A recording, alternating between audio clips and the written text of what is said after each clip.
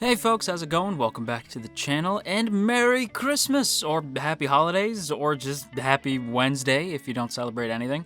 I wasn't originally gonna make any kind of like Christmas video, and I'm still not, but I figured why not go ahead and ruin everybody's Christmas with some hot takes. That seems like a fun idea. And I don't want to see any JoJo ruin Christmas shit in the comments either, because don't forget, these are your hot takes. You ruined Christmas, not me. So I normally don't do hot takes videos just because I don't really like the negativity that surrounds them, but I asked you guys on Twitter what you'd rather see, and everybody voted for a hot takes video, so Merry Christmas, giving you guys what you wanted.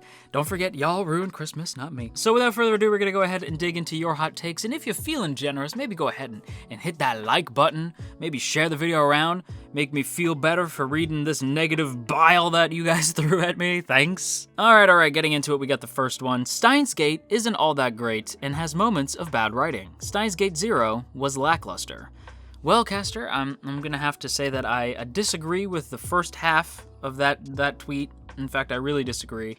I would argue that Steins Gate is in fact that great, and is arguably one of the better anime to have come out of this decade. And it's also one of the better time travel stories I've seen. The show never dumbs itself down to try to get the audience to understand what it's trying to say. It respects the audience's intelligence, which I really appreciate.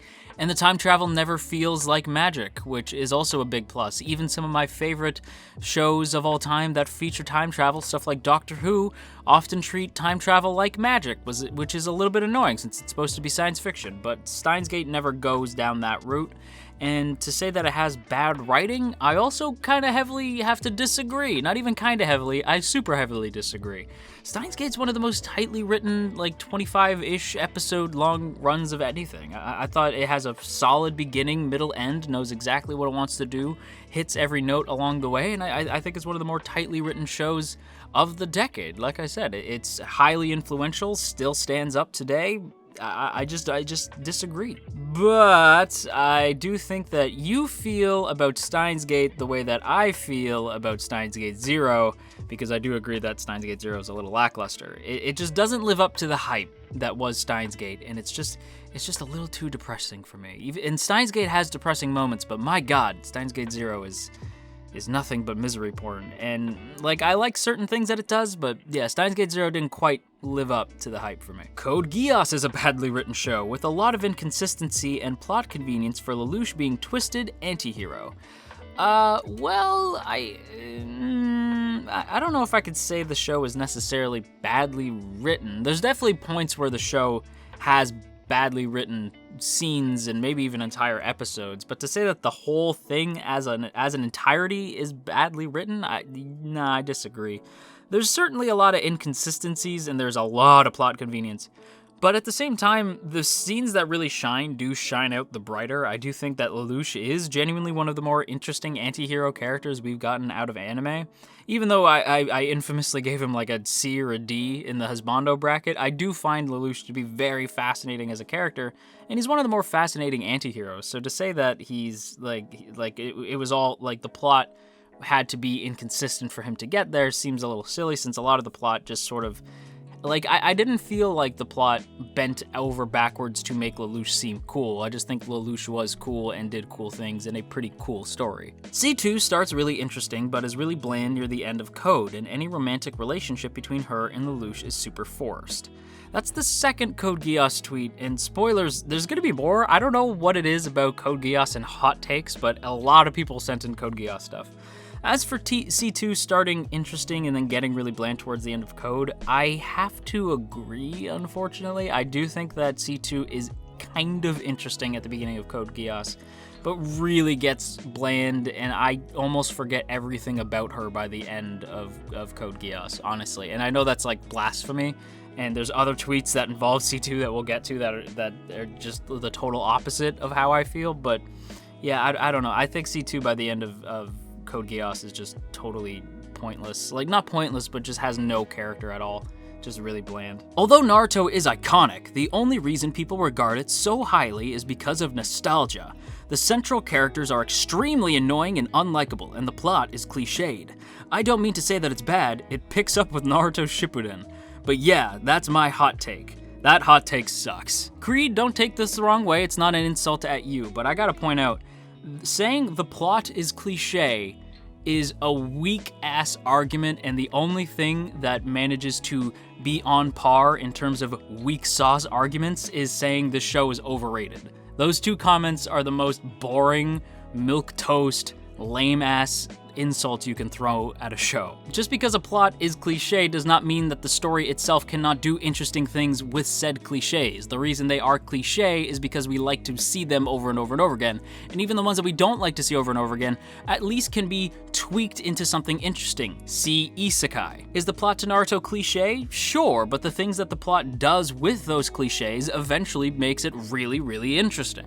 And the idea that Naruto is regarded highly because of nostalgia is kinda just blatantly not true, because a lot of people still look to Naruto and point out flaws within the series. It's not uncommon to see people say Naruto is a series of like lots of cool things and lots of dumb things. I don't think it's regarded highly because of nostalgia. I think we just look to the finer points of the story and point out, hey, that was really good stuff. Also, Naruto does not pick up with Naruto Shippuden. Naruto was awesome from the start, and Shippuden made things all kinds of confusing. Inosuke, greater than Zenitsu, and is best boy in Demon Slayer. That is the coldest take I have ever seen. Of course Inosuke is best boy. We all agree that Inosuke is best boy. Deep, you let me down on that one. Stars Align is way too melodramatic and started to get really annoying really quick. I have to say that I agree. When I watched the first episode of Stars Align, I rejected it out of hand because I thought it was trying to be way too edgy, but then the second episode had me really sort of come around on the series. But now that we stand on the precipice of the finale to the first season, and what could very well be the finale of the series, I have to say that maybe my initial gut feeling was correct, because the show is just melodramatic for the sake of being melodramatic, and it's trying to do way too much in way too little time. And yeah, I can understand why people would have that take. I do think that it's trying to do something interesting with its melodrama, but I do understand why people say it's too much and they find it annoying. I can absolutely respect that opinion. C2, really the all-time best anime girl. Okay, let's calm down, dude. She's not even the best girl in her own show. Let's maybe dial it back just a little bit. I don't hate C2. But best anime girl of all time?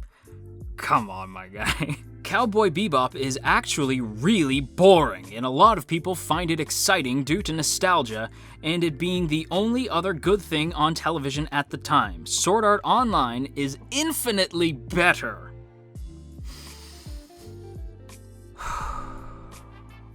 Gonna need a sip of tea for that one. God damn, I just made that cup of tea like 2 seconds ago, and somehow this take is even hotter than that is. I would like to point out that Evan has now probably been invited on Rant Cafe more times than I have, and I know I'm not jealous, but I'm going to point out that because he has been on Rant Cafe more times than I have, that means that Nux and Anime Uproar and Briggs and all of those guys, they endorse this tweet, okay? So the next time you watch Rant Cafe, remind them that they all agreed that SAO is better than Bebop because one of their representatives said so in a JoJo video. So have fun with that. I am not jealous! Evan, my boy, I knew you had this opinion already because we did do that one Rant Cafe where we were talking about Bebop. I know you had this opinion, but I didn't realize it was this grim. It's a bad take. It's a bad take, Evan. And you also said that you wouldn't want to live in a tiny house with me, so you know what?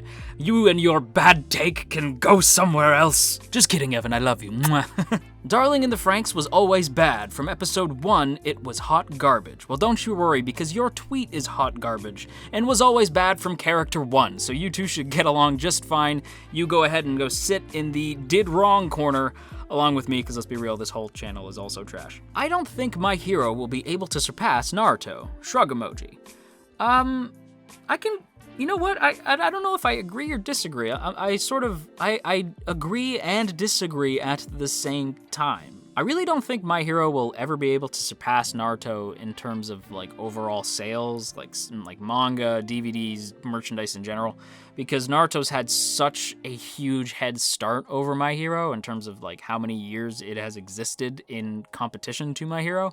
so I don't think My Hero will ever really surpass Naruto in terms of sales, but in terms of popularity, I gotta say, I see My Hero around about as much as I saw kids doing the Naruto run back in the day. Like, I do think in terms of popularity, it will eventually not so much surpass Naruto, but match it in terms of how popular it is. In fact, arguably, it may have done so already. Demon Slayer is okay. It's not bad, but it's not as great as social media made me think. Pretty much it just didn't live up to the hype for me. Rona, I'm glad you said that, because this is a proper take. This is like a take without feeling the need to be a jerk about it. Rona, good job on your take. I don't agree.